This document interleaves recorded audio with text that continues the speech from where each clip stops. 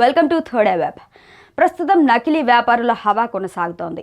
ఇందులేదందు లేదన్నట్టుగా చిన్నపిల్లలు తాగే పాల నుంచి రోగం వస్తే వేసుకునే మందుల వరకు అన్నిటా నకిలీ రాజ్యమేలుతోంది.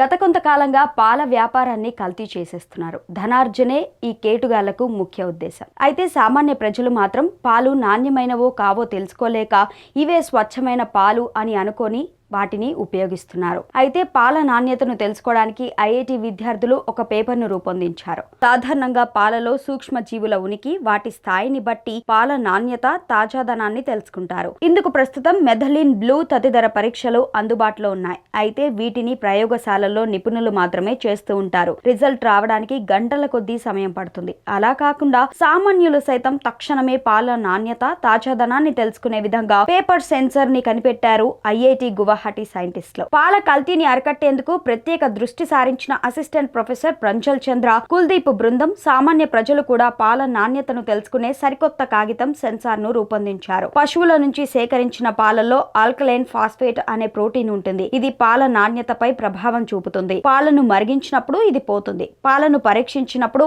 ఆల్కలైన్ ఉందని తేలితే పాలను సరిగ్గా మరిగించలేదని, నాణ్యత దెబ్బతిందని అర్థం. దీనిని దృష్టిలో పెట్టుకుని ఐఐటి గువాహటి శాస్త్రవేత్తలు యాంటీ-ఏఎల్పీ రసాయనాలతో ప్రత్యేక కాగితాన్ని తయారు చేశారు. ఈ సందర్భంగా పరిశోధకులు మాట్లాడుతూ, ఆల్కలైన్ ఫాస్ఫేట్ ఉన్న పాలలో మేం తయారు చేసిన కాగితాన్ని ఉంచితే కొద్దిసేపటికి నీలం, ఆకుపచ్చ రంగుల్లోకి మారుతుంది. కాగితం ఎంత ముదురు రంగులోకి మారితే పాలు అంతగా కలుషితమైనట్టు. ఒకవేళ పాలల్లో ఏఎల్పీ లేకపోతే కాగితం సెన్సార్ రంగు మారదు అని తెలిపారు.